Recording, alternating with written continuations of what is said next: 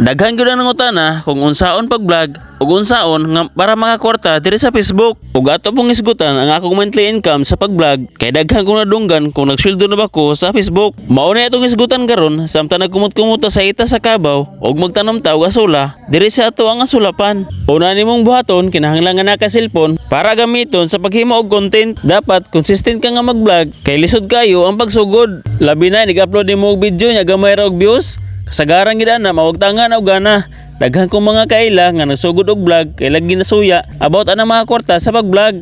Pero pila lang ka semana or pila lang ka buwan, mo surrender na kay ma-discourage nga gamay ra og views o gamay ra sad mo follow nila. Ug una ana usa ka mag-upload, kinahanglan na kay Facebook profile or na kay Facebook page. Kay sa Facebook profile karon pwede na ka makakwarta bisan wala pa kay Facebook page. Og dapat i-on mo ang professional dashboard ug anhan nimo makita ang mga criteria nga kinahanglan nimo ma-reach. Upload lang yung ka og video. Mas maayo nga everyday ka mag-upload para mapansin ka ni Mita. Ayaw lang pagdali kay dili gini sayon ang pag-vlog. Basta sigihan lang nimo mag-upload, maabot gyud ang panahon nga naa gini mo lusot usa ka video nga mo viral. Ug ana na diha mo daghan ang imong followers. Mas maayo nga original video ang imong i-upload ug likay lang ang paggamit og mga music para dili ka mag-copyright. Na may mga music nga pwede nimo gamiton pero mas maayo nga mulikay lang gid ka kay stricto kayo Smita. Unya kung ma-meet na nimo ang mga criteria, labi na ka ng stream ads, kinahanglan mo apply na ka for monetization o kung ma-approve na o ma-monetize na ka na magsugod ang imong earnings. O kung aron makobra ang imong sweldo, kinahanglan na kay number kay naa kay lapan diri sa Facebook. O kung wala kay bang account,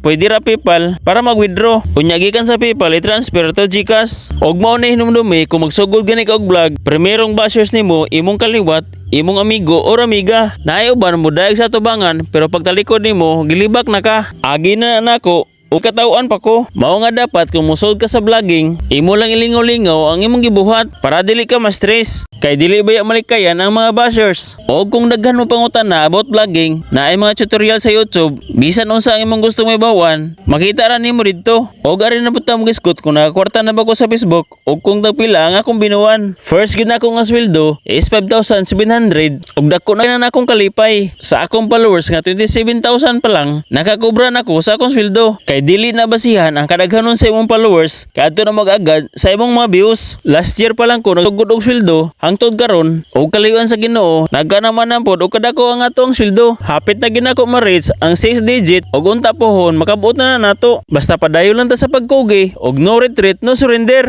Wala ni nako gipanghambog sa tanan, ako lang ning gibuhat para maengganyo pud nga magpadayon sad mo sa pag-vlog og katong sa pa magsugod pwede na niyo sugdan samtang sayo pa. Labi na sa akong probinsya nga wala kayo nag-vlog. Og to ang akong mga katubag inyo sa mga pangutana mga idol og unta natubag ra nako ang inyong mga pangutana og sa dugang inyong kasayuran na sa YouTube ang mga tutorial para dili mo glisod step by step na diha. Kinahanglan lang imo i-search kung unsa imong gustong mabawan og matik mo pakita ra.